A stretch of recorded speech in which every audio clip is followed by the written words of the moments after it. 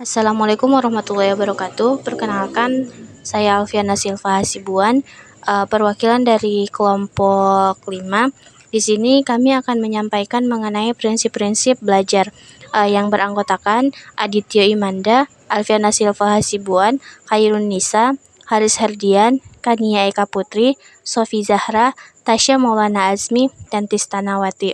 Baiklah, untuk materi yang pertama akan dibacakan oleh Tasya Maulana Azmi. Kepada Tasya Maulana Azmi dipersilahkan.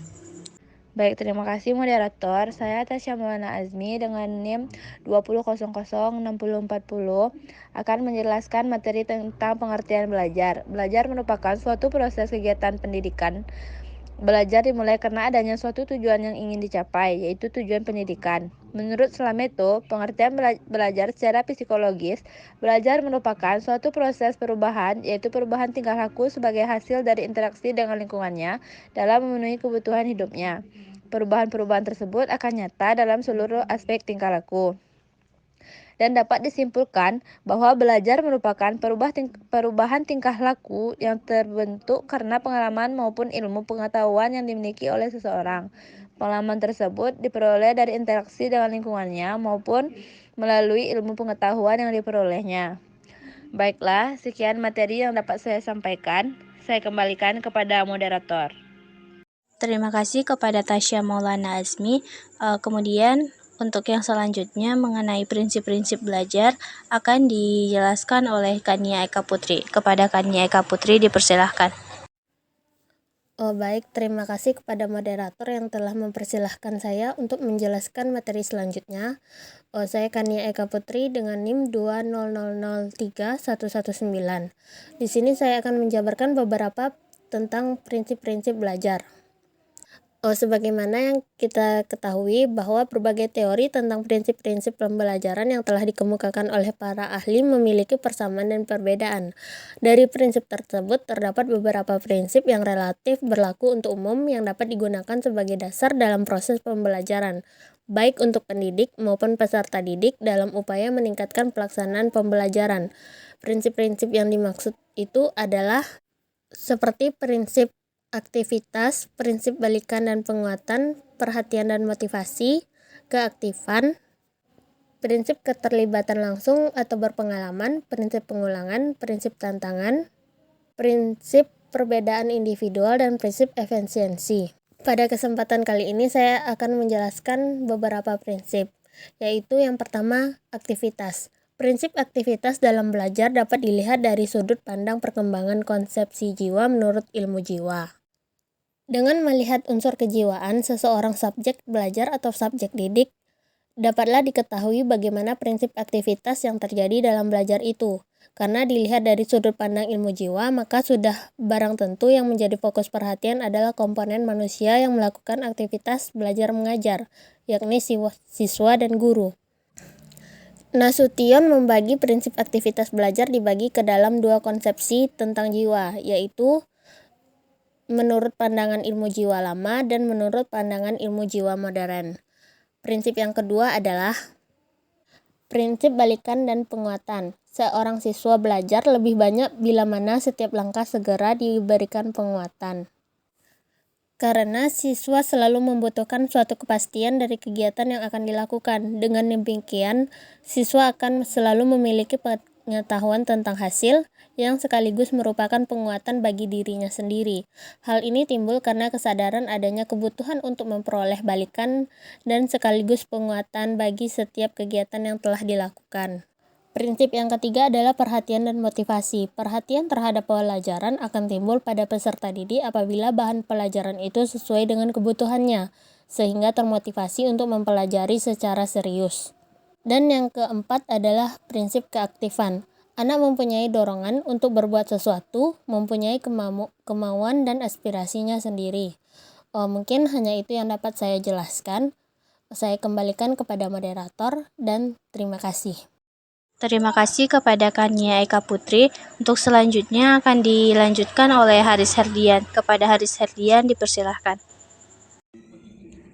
Baiklah, selanjutnya saya akan melanjutkan prinsip-prinsip belajar yang kelima, yaitu keterlibatan langsung atau berpengalaman. di mana potensi yang dimiliki peserta didik berkembang ke arah tujuan yang baik dan optimal jika diarahkan dan punya kesempatan untuk mengalaminya sendiri. Yang keenam, yaitu pengulangan. Adanya pengulangan terhadap materi pembelajaran yang diberikan dapat mempermudah penguasaan dan dapat meningkatkan kemampuannya. Dan yang ketujuh, yaitu tantangan. Adanya tantangan ini yang dihadapi peserta didik dapat menjadikannya lebih bergairah untuk mengatasinya. Terima kasih kepada Haris Herdian. Untuk materi selanjutnya akan disampaikan oleh Tista Nawati. Kepada Tista Nawati dipersilahkan. Baik, saya Tista Nawati dengan NIM 205066. Saya akan menjelaskan tentang prinsip-prinsip belajar bagian ke-8, yaitu perbedaan individual. Perbedaan individual ini berpengaruh pada cara dan hasil belajar peserta didik. Oleh karena itu, perbedaan individu ini perlu menjadi perhatian pendidik dalam aktivitas pembelajaran dengan memperhatikan tipe-tipe belajar setiap individu. Para ahli didik mengklasifikasi tipe belajar peserta didik atas 4 macam, yaitu tipe audit, yang kedua tipe visual, dan yang ketiga motorik, dan yang terakhir tipe campuran. Tipe auditif yaitu peserta didik yang mudah menerima pelajaran melalui pendengaran. Tipe visual yaitu mudah menerima pelajaran melalui penglihatan. Tipe motorik yaitu mudah menerima pelajaran melalui gerakan. Dan tipe campuran yaitu peserta didik mudah menerima pelajaran melalui penglihatan dan pendengaran. Baiklah, untuk materi selanjutnya akan disampaikan oleh Sofi Zahra. Kepada Sofi Zahra dipersilahkan. Terima kasih moderator atas kesempatannya. Saya akan melanjutkan membacakan materi mengenai implikasi prinsip pembelajaran bagi pendidik dan peserta didik. 1. Perhatian dan motivasi. Implikasi prinsip perhatian bagi pendidik adalah pada perencanaan dan pelaksanaan pembelajaran akan terwujud dalam perilaku yang sifatnya membimbing.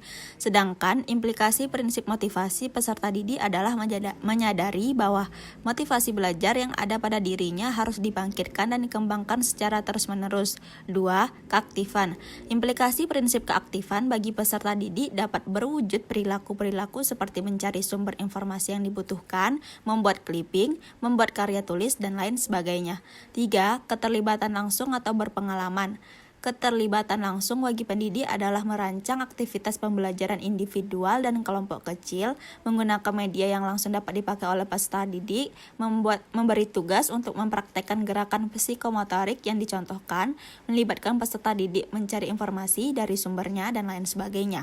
4. Pengulangan. Kesadaran untuk bersedia mengerjakan latihan-latihan secara berulang untuk memecahkan masalah. Sekian pembacaan materi dari saya kembalikan kepada moderator. Terima kasih kepada Sofi Zahra. Kemudian materi selanjutnya akan disampaikan oleh Adit. Kepada Adit dipersilahkan. Baik, di sini saya akan melanjutkan tentang implikasi prinsip pembelajaran bagi pendidik dan peserta didik. Yang kelima yaitu tantangan. Implikasi dari prinsip tentang ini antaranya merancang dan mengolah kegiatan eksperimen, memberi tugas untuk memecahkan masalah yang membutuhkan informasi dari orang lain. Yang keenam, perbedaan individu. Implikasi adalah prinsip perbedaan individu bagi peserta didik adalah menentukan tempat duduk di kelas, menyusun jadwal belajar, dan lain-lain. Yang ketujuh, prinsip balikan dan penguatan. Guru harus dapat menentukan momen dan cara yang tepat, keduanya dapat diberikan dengan tepat sasaran. Baik, hanya itu yang dapat saya sampaikan. Saya kembalikan kepada moderator. Kelas selanjutnya mengenai permasalahan atau kasus dalam prinsip-prinsip belajar akan disampaikan oleh Hairunisa. Kepada Hairunisa dipersilahkan.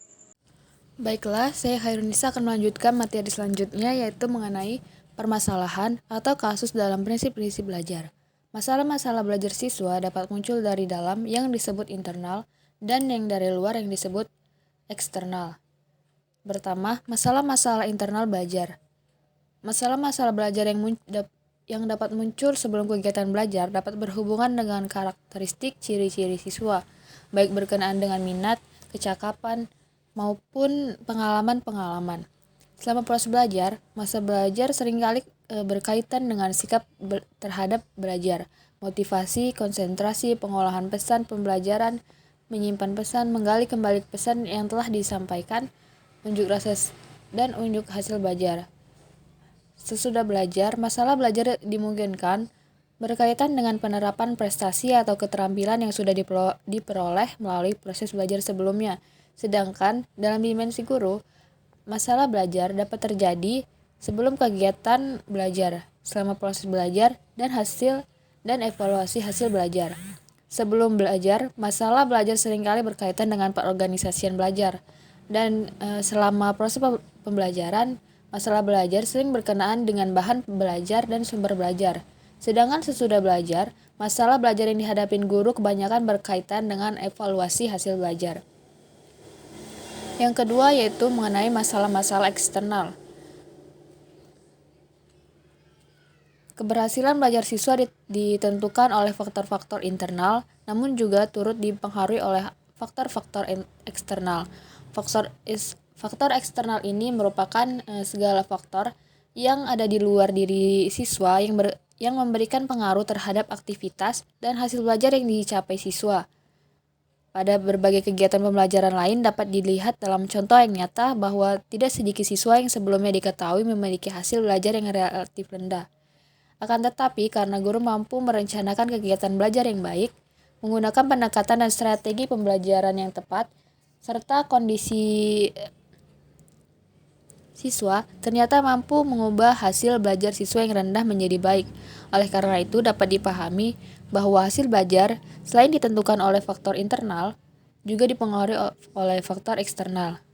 Faktor-faktor eksternal yang mempengaruhi belajar siswa antara lain faktor guru, faktor lingkungan sosial, faktor kurikulum sekolah, dan sarana dan prasarana. Baiklah, itu saja materi yang dapat saya sampaikan. Terima kasih, saya kembalikan kepada moderator. Baiklah, dari pemaparan materi di atas dapat disimpulkan bahwasanya melalui kegiatan belajar, seseorang akan mengalami perubahan ke arah yang lebih baik.